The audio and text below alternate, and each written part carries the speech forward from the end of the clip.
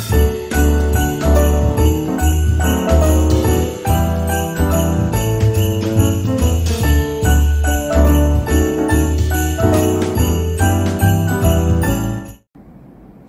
sekalian di dalam Tuhan Yesus Kristus, selamat pagi. Selamat jumpa lagi. Mari kita berdoa sebelum mendengarkan firman Tuhan. Bapa di surga, berikanlah kami pencerahan oleh Roh Kudus-Mu agar kami mengerti firman-Mu dan firman-Mu menjadi kekuatan dalam hidup kami.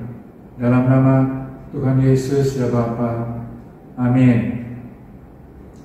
Saudara sekalian, pagi ini kita mau merenungkan tentang berbagai pendapat tentang Yesus ketika Yesus masih hidup di dunia. Pembacaan akan diambil dari Yohanes pasal 7 ayat 25 sampai dengan 36. Demikian bunyinya. Beberapa orang Yerusalem berkata, "Bukankah dia ini yang mereka mau bunuh? Lihatlah, ia berbicara dengan leluasa dan mereka tidak mengatakan apa-apa kepadanya. Mungkinkah pemimpin kita benar-benar sudah tahu bahwa ia adalah Kristus? Tetapi tentang orang ini kita tahu dari mana asalnya. Tetapi bila mana Kristus datang, tidak ada seorang pun yang tahu dari mana asalnya." Waktu Yesus mengajar di Bait Allah, ia berseru, "Memang aku kamu kenal, dan kamu tahu dari mana asalku. Namun aku datang bukan atas kehendakku sendiri, tetapi aku diutus oleh Dia yang benar, yang tidak kamu kenal. Aku kenal Dia, sebab aku datang dari Dia, dan Dialah yang mengutus aku." Mereka berusaha menangkap Dia, tetapi tidak ada seorang pun yang menyentuh Dia, sebab saatnya belum tiba. Tetapi di antara orang banyak itu, ada banyak yang percaya kepadanya, dan mereka berkata, "Apabila Kristus datang, mungkinkah Ia akan mengadakan lebih banyak mukjizat daripada yang telah diadakan oleh Dia ini?" Orang-orang Farisi mendengar orang banyak membisikkan hal-hal itu mengenai Dia. Dan karena itu imam-imam kepala dan orang-orang Farisi menyuruh penjaga-penjaga Bait Allah untuk menangkapnya. Maka kata Yesus, "Tinggal sedikit waktu saja aku ada bersama kamu, dan sesudah itu aku akan pergi kepada Dia yang telah mengutus aku. Kamu akan mencari aku, tapi tidak akan bertemu dengan aku, sebab kamu tidak dapat datang ke tempat di mana aku berada." Orang-orang Yahudi itu berkata seorang kepada yang lain, "Kemanakah Ia akan pergi sehingga kita tidak dapat bertemu dengan Dia? Adakah maksudnya untuk pergi kepada mereka yang tinggal di perantauan di antara orang Yunani untuk mengajar orang Yunani? Apakah maksud perkataan yang diucapkannya ini? Kamu akan mencari aku, tapi kamu tidak akan bertemu dengan aku, dan kamu tidak dapat datang ke tempat di mana aku berada."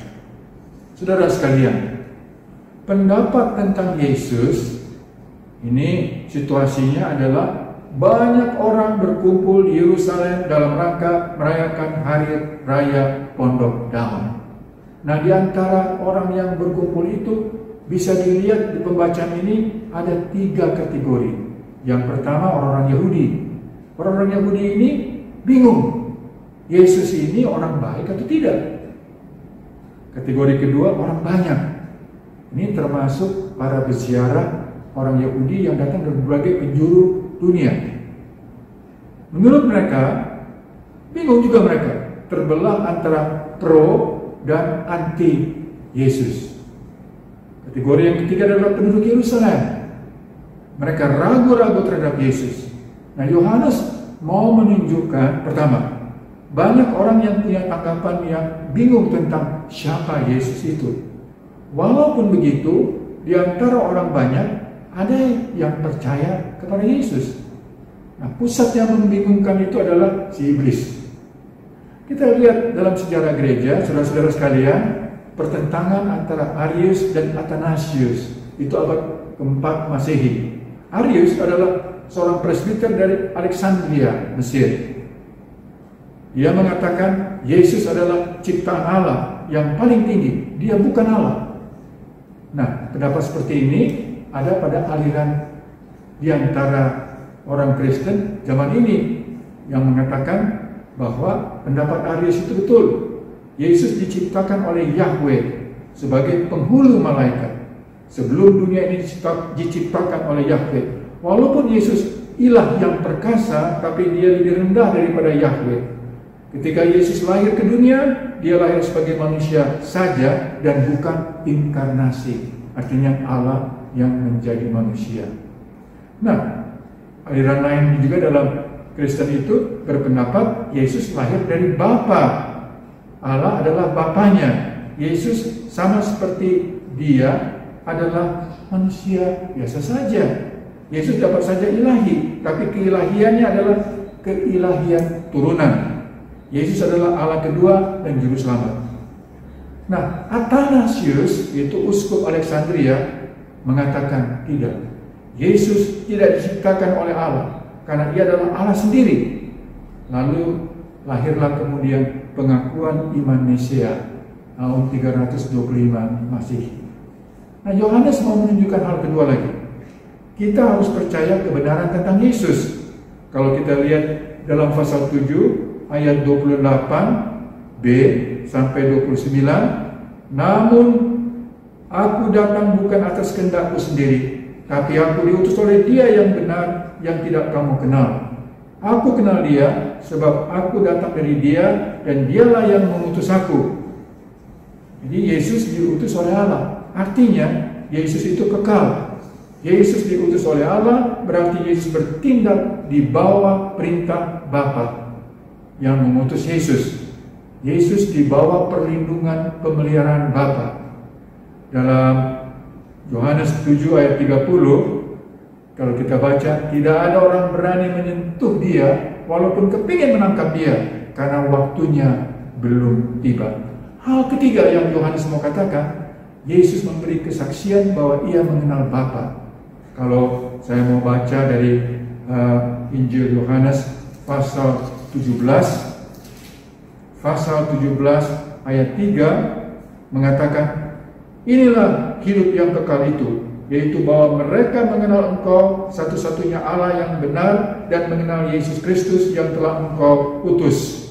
Dan dalam Lukas pasal 10 ayat 22 itu dikatakan begini, semua telah diserahkan kepadaku oleh Bapa-Ku, dan tidak ada seorang pun yang tahu siapakah anak selain Bapa, dan siapakah Bapa selain anak, dan orang yang kepadanya anak itu berkenan menyatakan hal itu.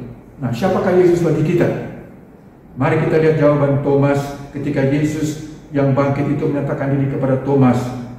Thomas sudah melewati suatu perjalanan yang panjang bersama Yesus. Dia lihat waktu Yesus menenangkan badai besar di tengah danau Galilea, sehingga orang-orang dalam perahu mengatakan, siapakah orang ini? Thomas mengikuti ketika Yesus membangkitkan anak Yairus. Thomas mengikuti ketika Yesus membangkitkan dari kematian seorang pemuda di Nain. Thomas juga melihat Yesus membangkitkan Lazarus. Dan Thomas dengar Yesus sudah bangkit. Tapi dia tidak bersama-sama dengan para murid ketika itu. Tapi ketika Yesus menampakkan diri kepada Thomas, Thomas berkata, ya Tuhanku, ya Allahku. Artinya apa itu? Tuhan adalah sesuatu yang memegang, memerintah atas hidup kita, baik hidup maupun mati kita. Allah artinya sesuatu yang nomor satu dalam hidup. Jadi kalau dengan sederhana bisa dikatakan, ya yang nomor satu dalam hidupku, ya Allahku, ya yang memerintah hidup dan matiku, ya Tuhanku. Itu pengakuan Thomas tentang Yesus. Dalam masyarakat kita, Yesus kadang-kadang disebut hanya nabi biasa. Dalam arti tertentu memang benar, karena dia membawakan pesan Allah. Tapi Yesus lebih daripada itu. Dia adalah Tuhan dan Allah kita. Bagaimana pengakuan Anda? Setujukah dengan Thomas? Yesus adalah ya Tuhanku, ya Allahku. Mari kita berdoa. Bapa, tolonglah kiranya kami yakin tentang siapa Yesus dalam hidup kami. Dia adalah Tuhan kami dan Dia adalah Allah kami. Kuatkan kami dalam iman ini ya Bapa, sampai akhir hidup kami. Terima kasih atas pagi yang indah ini. Dalam nama Yesus, dalam kehendak Bapa kami sudah berdoa. Amin.